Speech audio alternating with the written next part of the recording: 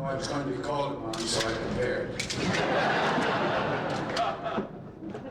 It is a pleasure to be here tonight, especially now that everybody knows I'm with the hottest Kate around.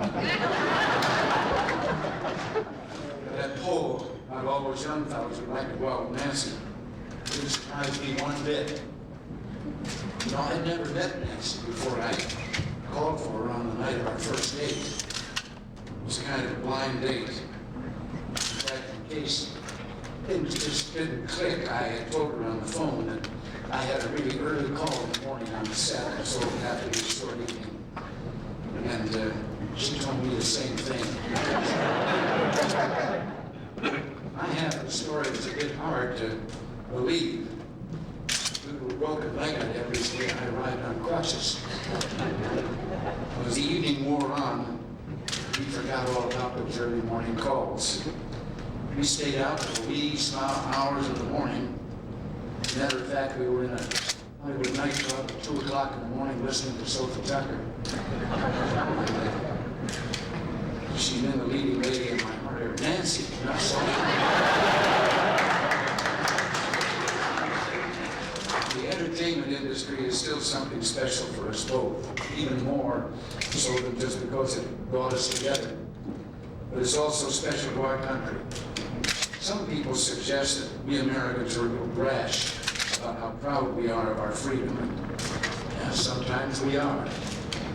Yet look all over our land, and you'll see people enjoying that freedom, entertaining others, enriching their communities, and making life a little more fun. Hollywood and Broadway have produced some magnificent films, stage plays, and musicals, entertainment applauded by audiences the world over. Those films help us with our balance of payments, I can tell you that. I myself have performed in films that have played in foreign markets, although I understand in Japan that Cattle Queen of Montana lost something in translation. Entertainment covers a broad range of artistic endeavors, big and small.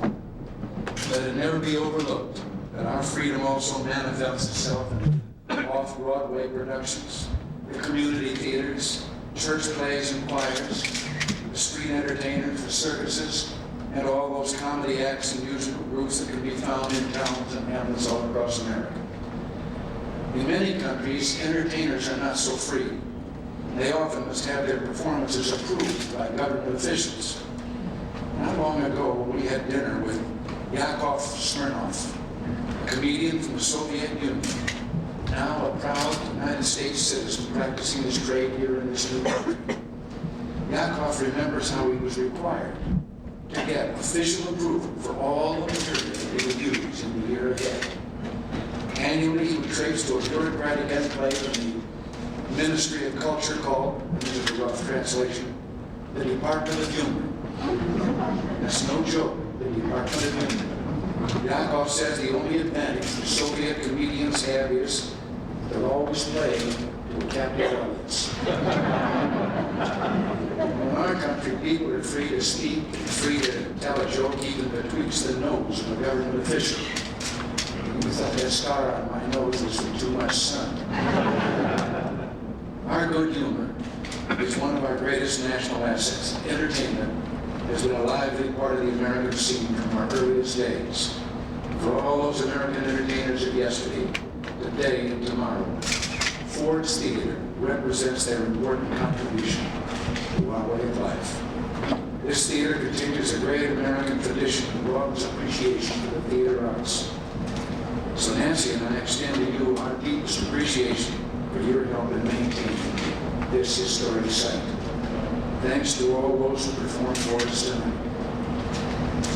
When I saw David Copperfield hanging there in midair over that sword, I know that he now understands what it feels like to be a candidate for public office.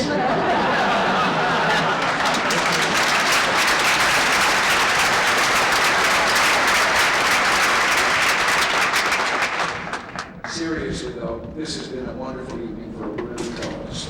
A special word of appreciation to Joy Baker, Betty Wright, Millie O'Neill, Carol Laxalt for their commitment to Ford's Theater and also Mary Jane Quick and Frankie Hugh for all the hard work they put into making this a memorable show that it has been. So, thank you to all of you. God bless you.